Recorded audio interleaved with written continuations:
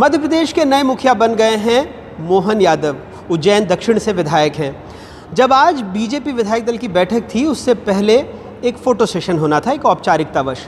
और पहली पाँत में जो तमाम कद्दावर केंद्रीय मंत्री रहे, सांसद रहे, वो लोग बैठे थे जो इस्तीफ़ा देकर मध्य प्रदेश विधानसभा के सदस्य बने हैं।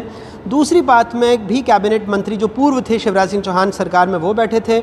मोहन यादव तीसरी पंक्ति में बैठे थे और जब नाम की घोषणा हुई तो वो उठे ही नहीं, क्योंकि शायद उन्हें यकीन ही नहीं था कि वो मध्य प्रदेश के मुखिया बनने वाले हैं। लेकिन इसके बाद फिर जब दोबारा नाम का ऐलान हुआ तब वो आए और सबका अभिवादन स्वीकार किया। बहरहाल यहाँ तक पहुँचने में उन्हें 40 साल लगे।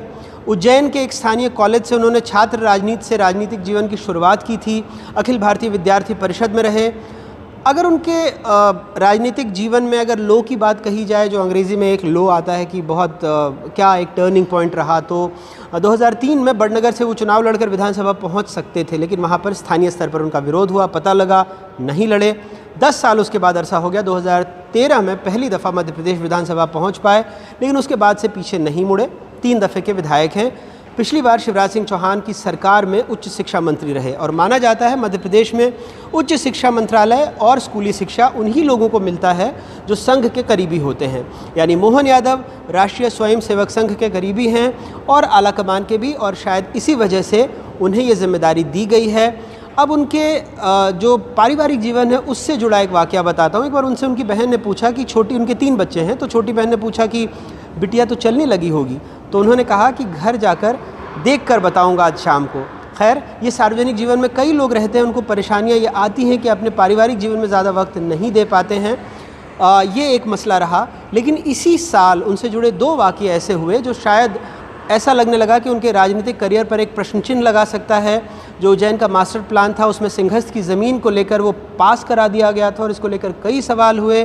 कैबिनेट ने उसके बाद, कांग्रेस ने सवाल पूछे, मंत्री जी ने कहा कि ये गलत आरोप है उन पर, लेकिन कैबिनेट ने पूरे मास्टर प्लान को, मुख्यमंत्री ने उसको रद्द भी किया। दूसरा, सीता जी को लेकर जो उन्होंने बयान दिया था कि जो वनवास में थी तो उसे तलाक माना जा सकता है, इसको लेकर भी ये बयान खासा सुर्खियों में और खासा विवादित रहा था।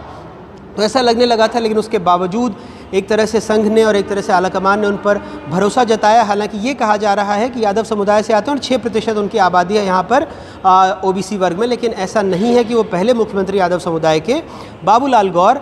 उनके बारे में एक मज़ेदार वाक़या कि गौर उनके नाम में इसलिए जोड़ा गया क्योंकि अपनी क्लास में बहुत गौर से पढ़ाई करते थे। मूलतः उत्तर प्रदेश के रहने वाले थे, लेकिन मध्य प्रदेश के भी मुखिया बने और अब उज्जैन से आने वाले, उज्जैन दक्षिण से विधायक तीसरी दफ़े के मोहन यादव मध्य प्रदेश के नए मुखिया होंगे। तमाम कद्दावर शख्सियतों को पीछे छोड़ते हुए पार्टी आलाकमान ने उन पर यह भरोसा जताया है।